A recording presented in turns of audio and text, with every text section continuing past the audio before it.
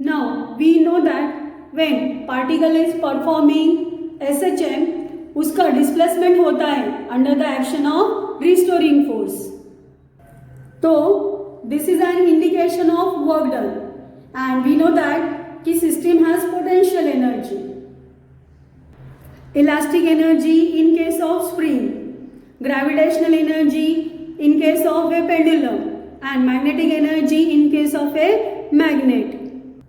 First case जो है that is electric energy in case of spring block experiment. तो that we have already seen जब हम लोगों ने डिफरेंशियल इक्वेशन ऑफ SHM उसका ऑब्टेन किया था.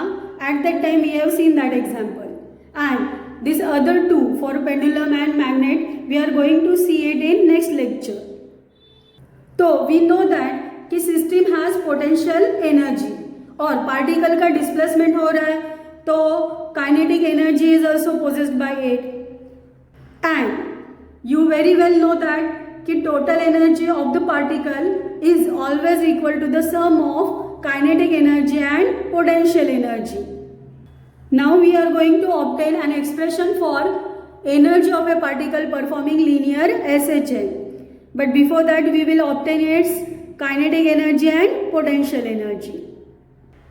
Consider a particle P of mass m is performing a linear SHM along path mn about mean position O.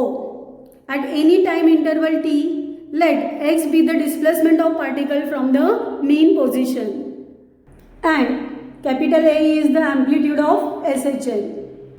To get kinetic energy in linear SHM, velocity of particle in linear SHM is given by V is equal to omega under root a square minus x square. In magnitude, kinetic energy of a particle is always given by half mv square. Substitute velocity and we get m omega square is equal to k, force constant. So we can write it is also equal to half k in bracket a square minus x square. This is an expression for kinetic energy in linear SHM. Now kinetic energy here x term is there which indicates displacement and we know that displacement of particle changes with respect to time.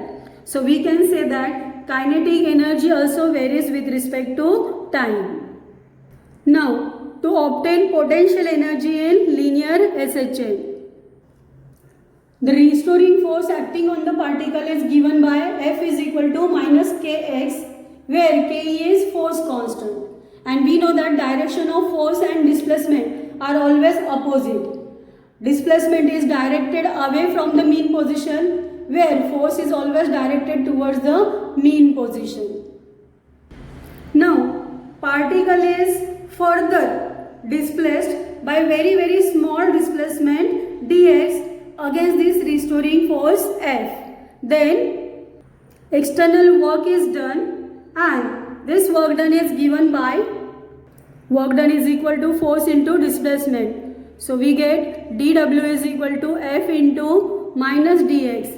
Negative sign indicates that direction of force and displacement are opposite. Let this be equation 2. Now substitute equation 1 in equation 2.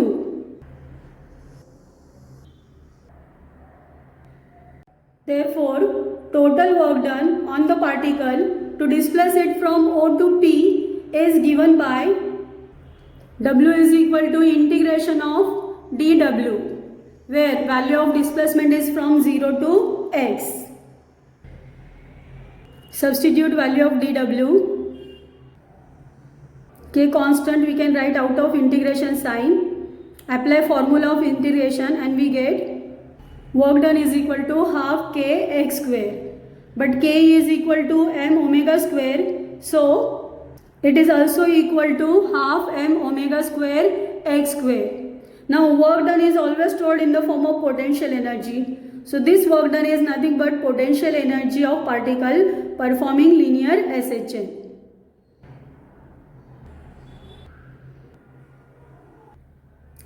So potential energy is equal to half kx square or it is equal to half m omega square a square. Since displacement varies with respect to time, so potential energy also varies with respect to time.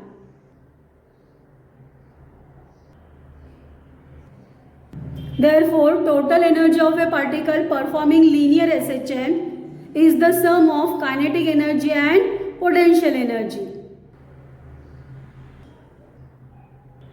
Minus half m omega square x square plus half m omega square x square cancel हो जाएगा. So E is equal to half m omega square a square. In linear SHM, maximum velocity is equal to a omega. So total energy in SHM can be written as half m v max square. So these are expression for total energy of a particle performing linear SHM. Here A amplitude, m mass of the particle, omega angular velocity, k force constant.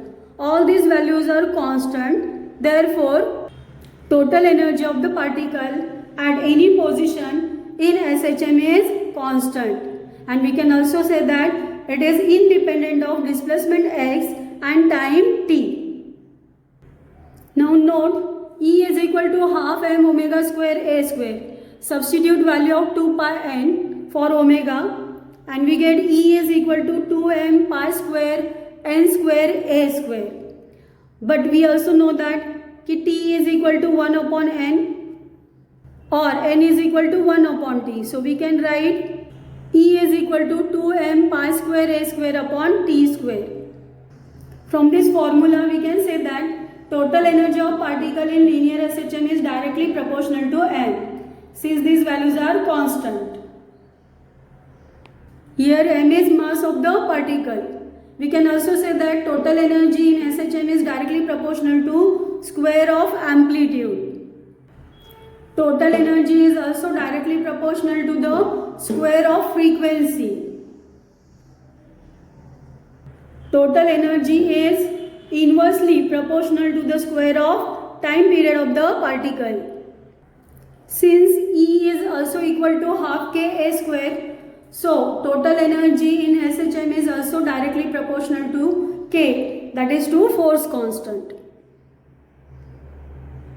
Remember all these relations.